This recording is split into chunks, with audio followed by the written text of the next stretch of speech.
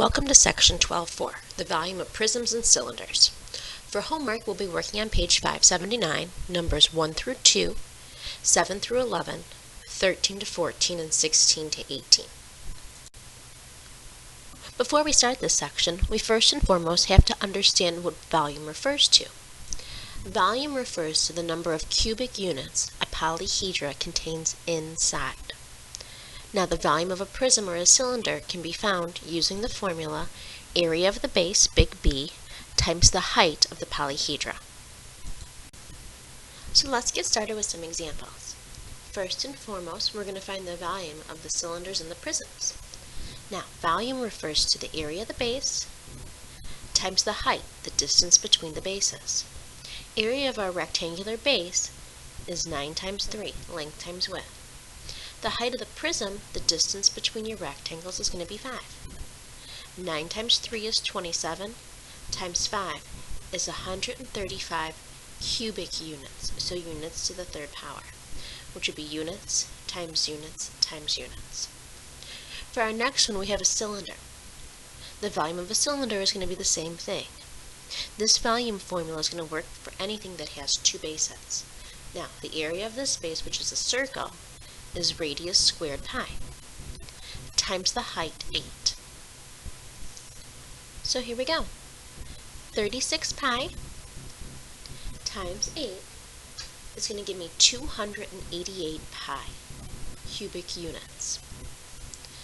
Now our last one. We have a hexagon prism, where our bases are those hexagons. Area at the base is going to be 1/2 the perimeter of the base times the apothem. So right away we know we have to find out what our apothem is. So I'm going to draw in my apothem.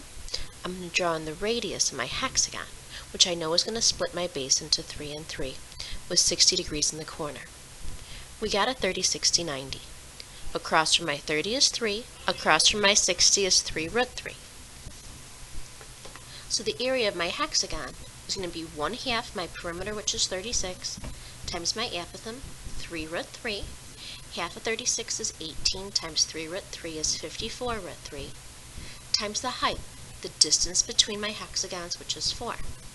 We're going to go ahead and type that in, and that gives me 216 square root 3 cubic units. And my daughter Kira, who just got done with her bath, wants to say hi. Say hi, Kira. Hi. Say, how are you guys? How are you guys? Say, hope you're watching the video. Help your fans the video. Say, have a good night. Have a good night. Say, bye-bye. Bye-bye. So here's our first word problem. A rectangular shaped kiddie pool is 4 by 6 by 2. How many trips with warm water is needed to be made to fill up the pool with a bucket that's 1 foot in diameter and 1.5 feet tall? Well, let's think about what our game plan is going to be. What we want to do is we want to take out the total volume of our pool. And to see how many buckets it's going to take to fill it up, we're going to divide it by the volume of a bucket. Now, why don't you press pause, see what you get for the volumes, and see what happens when we divide. See how many trips it's going to take us. Okay, here we go, the volume of our pool. The volume of our pool is going to be 4 times 6, which would be the area of the base, times 2, which would be the height. So we have 48 cubic feet. The volume of the bucket. Now, the diameter is 1 foot, which makes the radius 1/2 a foot. So 0.5 squared pi times the height 1.5, which is going to give us a total volume of 0.375 pi. Now, we need to divide that. So here we go. 48 divided by. Now, I put my 0.375 pi in a parenthesis, and I actually used the pi button in my calculator. So 48 divided by 0.375 pi gave us 40.7 trips, which we want to round up to being 41 trips. So here's our last example.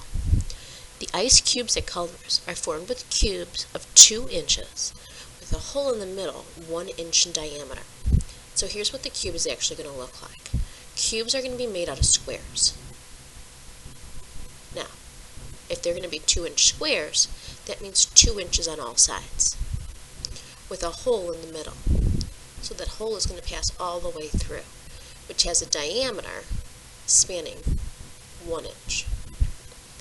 Now, we want to find the volume of the ice cube. So just the ice, not the hole in the middle. Now, let's come up with a game plan and execute it.